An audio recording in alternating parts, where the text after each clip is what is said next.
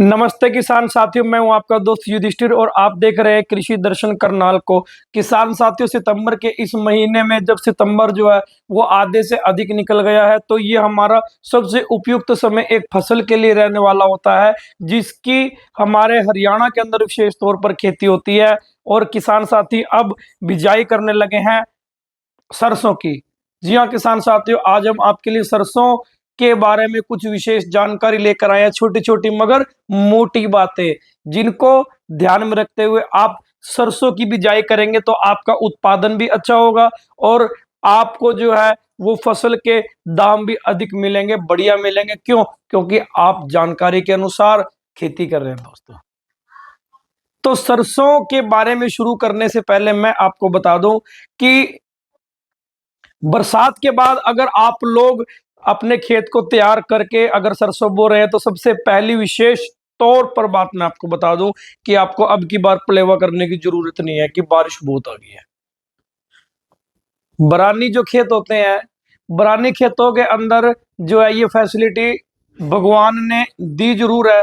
हालांकि नुकसान करोड़ों खरबों का हो गया किसानों का, लेकिन जो बरानी क्षेत्र है उनके अंदर बारिश की वजह से इतनी बढ़िया नमी आ गई कि सरसों का उपयुक्त समय जो है वो बोने का बहुत अच्छा समय है।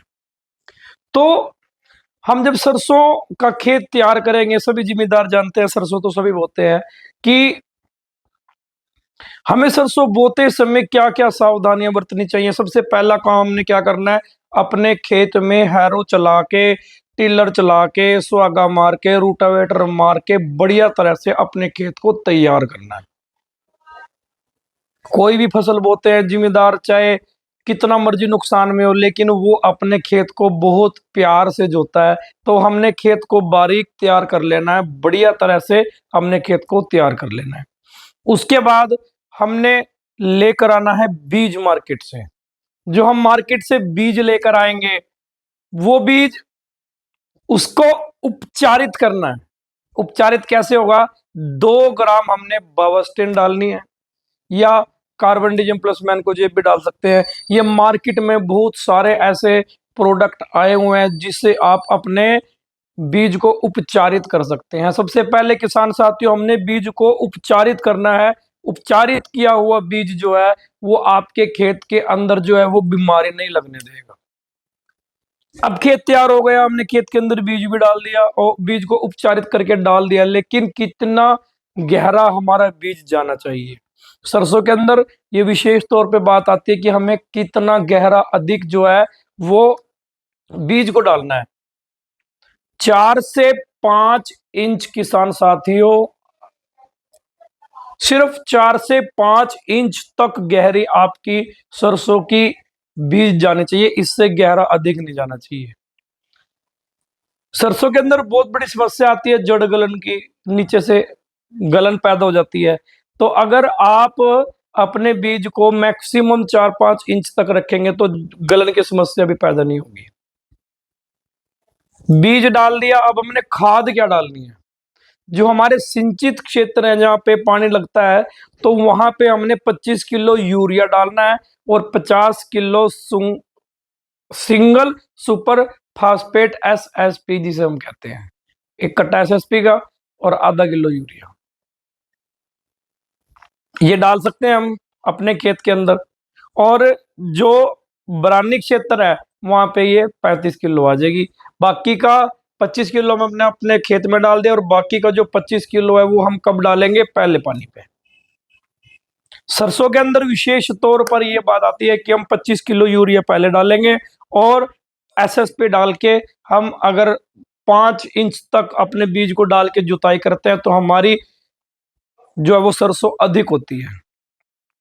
अब बात करते हैं कि बीज कौन सा होना चाहिए। सबसे पहले हम आपको इस वीडियो में करनाल के बीजों के बारे में बताएंगे।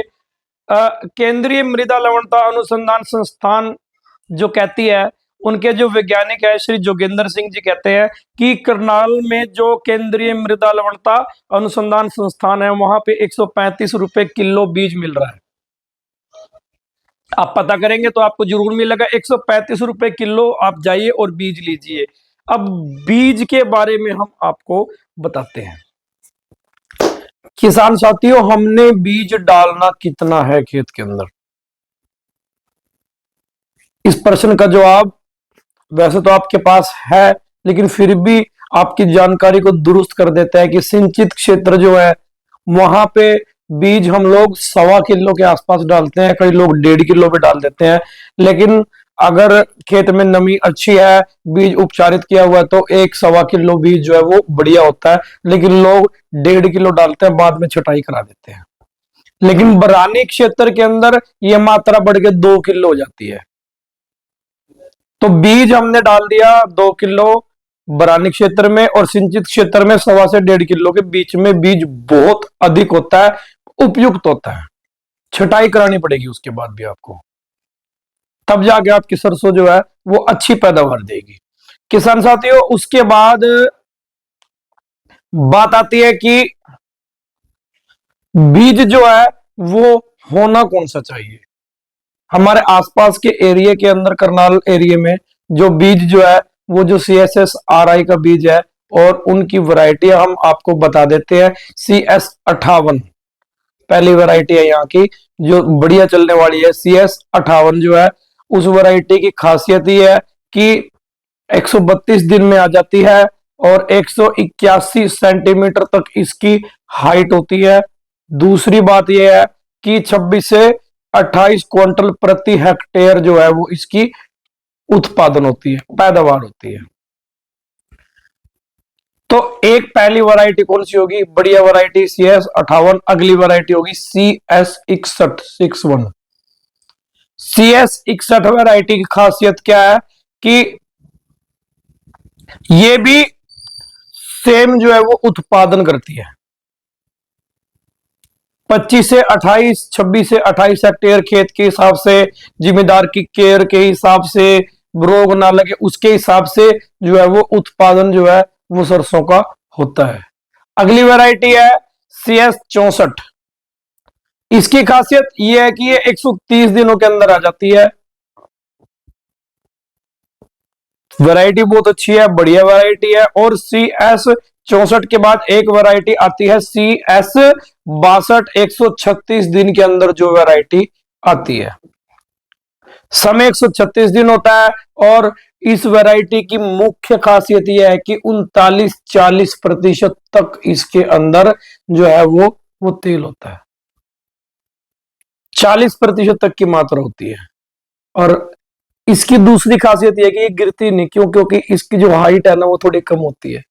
जहां दूसरी वैरायटी की 181 cm थी, वहां पर इसकी जो ऊंचाई होती है 168 सेंटीमीटर तक इसकी ऊंचाई जो है वो सामान्यतः होती है।